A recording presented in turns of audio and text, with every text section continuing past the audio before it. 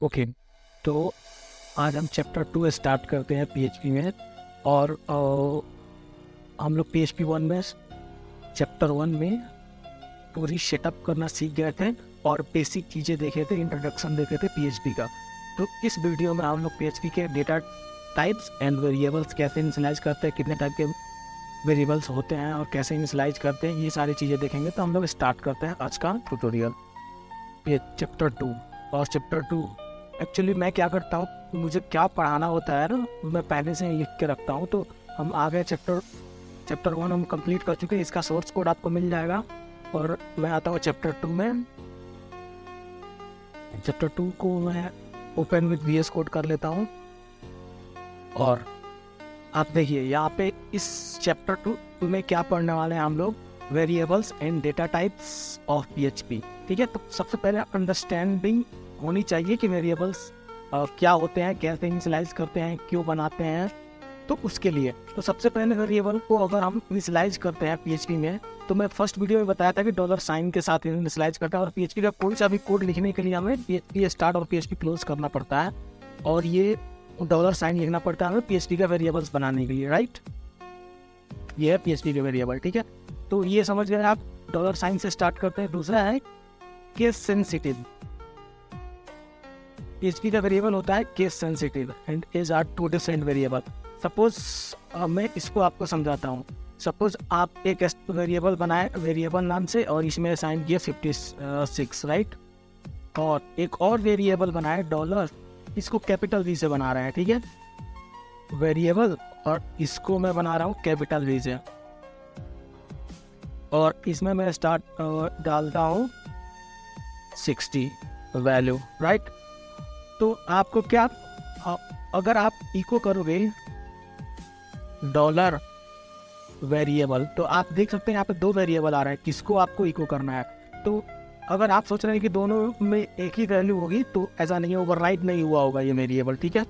तो अभी मैं क्या करता हूँ, स्मॉल वाला को इको करता हूँ और सेमीकोलन लगाता हूँ। और साथ ही साथ मैं आपको एक और चीज़ करके दिखाता हूँ। मैं यहाँ पे कॉन्केटिनेशन का साइन कॉन्केटिनेट कर देता हूँ, इसको बोलता हूँ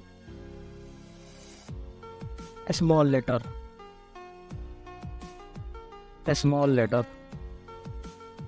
ठीक है। और इसी का कॉपी बना लेता हूँ मैं, और इसको बोलता हूँ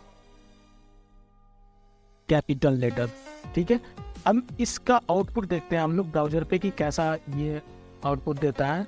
तो उसके लिए हमें ब्राउज़र ओपन करना है और यहाँ पे लिखना है, मैं लास्ट वीडियो में बता चुका हूँ आपको क्या लिखना है। यहाँ पे localhost/PHP ट्यूटोरियल चैप्टर 1 तो हम लोग कंप्लीट कर चुके हैं। चैप्टर 2 यहाँ पे लिखना है और एंटर करना है। तो जैसे ही आप एंटर करेंगे तो ये एक एरर आता है, क्योंकि हम सर्वर स्टार्ट नहीं किए हैं और डेटाबेस स्टार्ट नहीं किए हैं। तो उसके लिए हमें क्या करना पड़ेगा, जैम ओपन करके, और यहाँ से हमें MySQL को और सर्वर को स्टार्ट करना पड़ेगा लोकल यूज करने के लिए। मैं फर्स्ट वीडियो में बता चुका हूँ कि इसको कैसे डाउनलोड करना है, कैसे इंस्टॉल करना है। तो अगर आप नहीं देखे हैं तो वो वीडियो पहले देख लें, ठीक है। तो मैं यहाँ से इस अपाचे सर्वर को स्टार्ट कर लिया एंड MySQL को, डेटाबेस को भी स्टार्ट कर लिया। फिलहाल अभी डेटाबेस का यूज नहीं कर रहे हैं, लेकिन फिर भी स्टार्ट कर लेते हैं, ठीक है।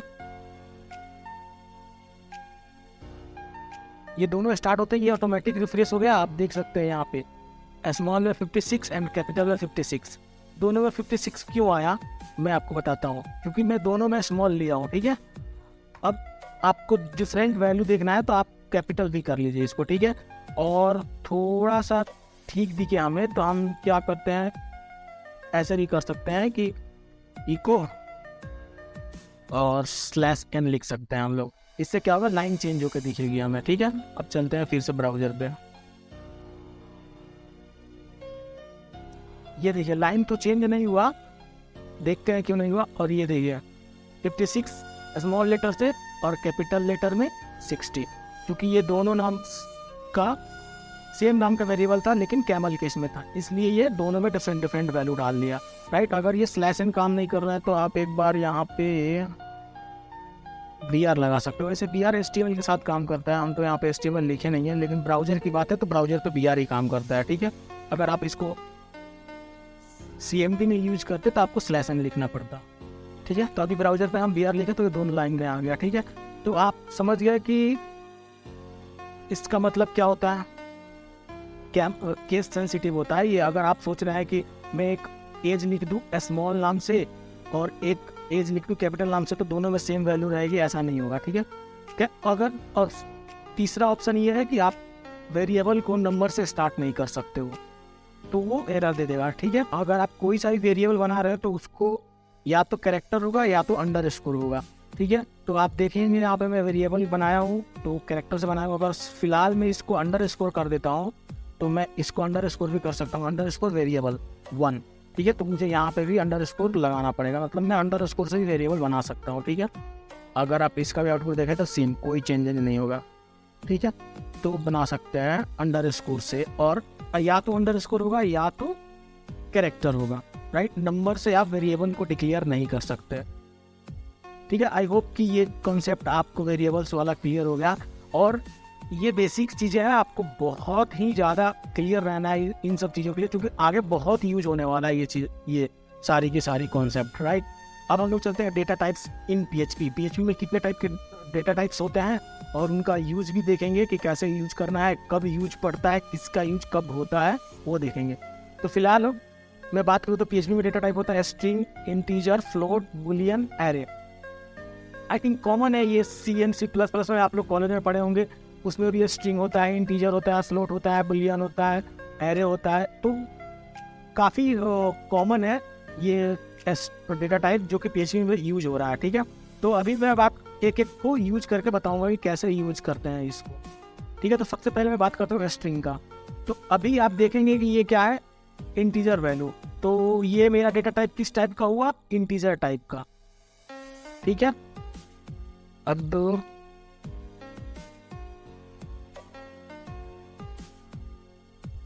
ये वेरिएबल्स का मैं पूरी कमेंट करता हूँ। अब आते हैं डेटा टाइप्स का, और पीएचपी में कमेंट करने के लिए हमें डबल स्लैश देना पड़ता है। तो यहाँ पे मैं लिखता हूँ डेटा टाइप्स, ठीक है। अब मैं $साइन दिया, यहाँ पे लिख रहा हूँ मैं, सबसे पहले स्ट्रिंग देख रहे हैं, तो सबसे पहले नेम नाम का एक वेरिएबल बनाया जिसमें मैं एक वैल्यू डालूंगा, कोड विद कोड, राइट। ये यानी कि हमारा ये जो वेरिएबल हुआ ये हो गया स्ट्रिंग, ठीक है, क्योंकि इसमें वैल्यू हम क्या डाले हैं, स्ट्रिंग। और मैं फर्स्ट वीडियो में आपको बता दिया था कि पीएचपी क्या होता है कि पीएचपी में आप जिस टाइप का डेटा डालते हैं ना, वो उसी टाइप का वेरिएबल बन जाता है। तो अभी क्या है, अभी मैं इसमें डाला स्ट्रिंग, तो ये हमारा नेम क्या बन गया, स्ट्रिंग टाइप का वेरिएबल। इसको मैं बोल देता हूँ स्ट्रिंग टाइप वेरिएबल, ठीक है। अब मैं एक और वेरिएबल बना देता हूँ पेज नाम से, ठीक है।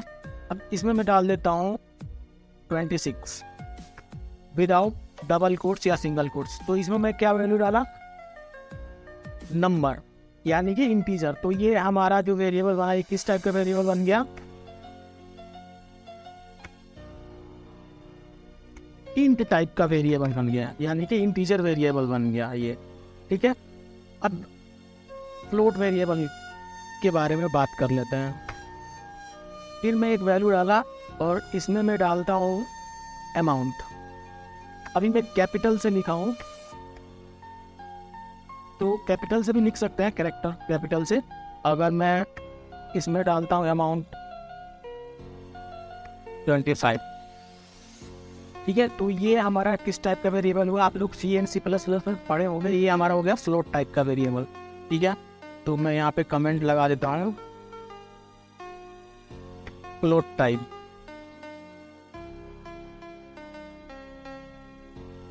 अब आता है बुलियन।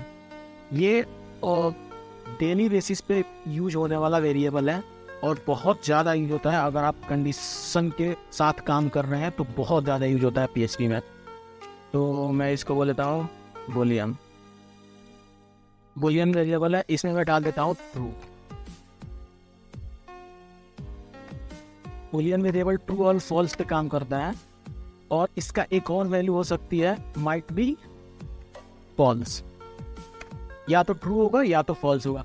अब इसका मैं यूज करके अभी दिखाऊंगा कि कैसे यूज होता है, कहाँ यूज होता है। इसको बोलते हैं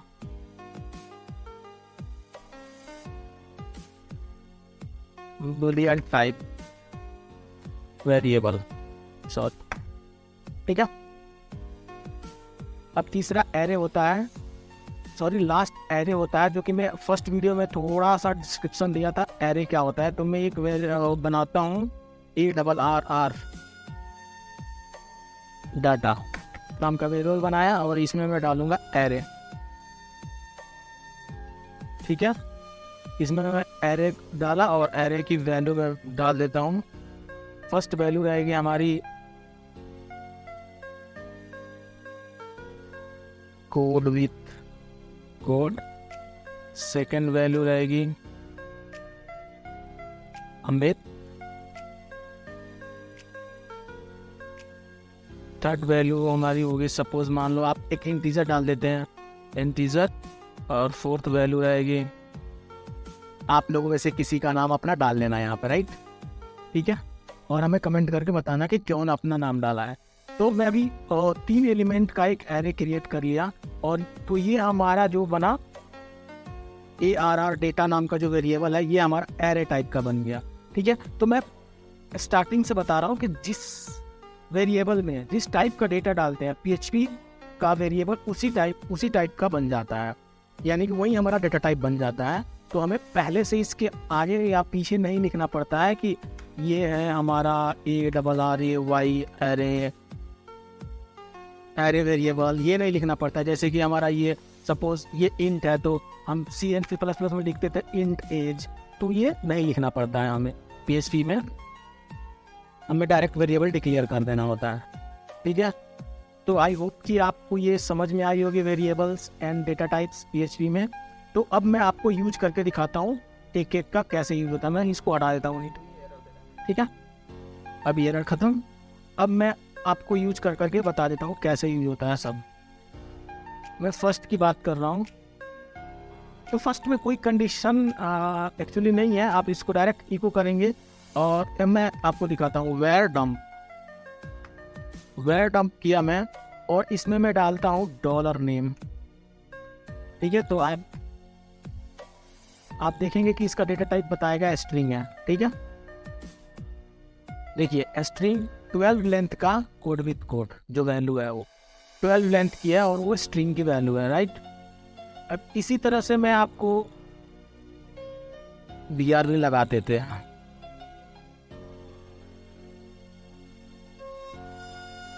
ठीक है। BR भी लगा दिया और मैं फिर से वेयर डंप करता हूँ, सॉरी वेयर डंप, और यहाँ पे लिख लेते हैं जैसे कि $एज मैंने लिखा और सेमीकोलन लगाया। तो अब आप जाके देखेंगे तो ये देखिए इंट और वैल्यू क्या है 26, इंट डेटा टाइप क्या है इसका इंट, जबकि हम इसके पहले बताए नहीं है, इसको हम स्टार्टिंग में नहीं बताया कि भैया हम इसमें इंटीजर वैल्यू डाल रहे हैं, लेकिन फिर भी ये बता दिया कि आप ये इंट टाइप का डेटा टाइप है, इंटीजर डेटा टाइप है ये, राइट। और फिर से हमें इसको एक और कॉपी बना लेते हैं और आपको मैं ये करके दिखाता हूँ कि ये क्या देता है, ठीक है। मैं लिखता हूँ वेयर डंप, ये देखिएगा हमें फ्लोट बताएगा $amount, right, semicolon, let's check it. ये देखिए फ्लोट और इसकी वैल्यू ये रही। तो आप समझ गए होंगे कि अभी हम क्या कर सकते हैं कि एक वेरिएबल बनाते हैं, उसमें डेटा डाल देते हैं। किसी टाइप का भी डेटा आप एक वेरिएबल में बना के डाल दो, आपको बताना नहीं है कि ये डेटा जो हमारा है वो स्ट्रिंग है या इंटीजर है या फ्लोट है या बुलियन है या एरे है, राइट।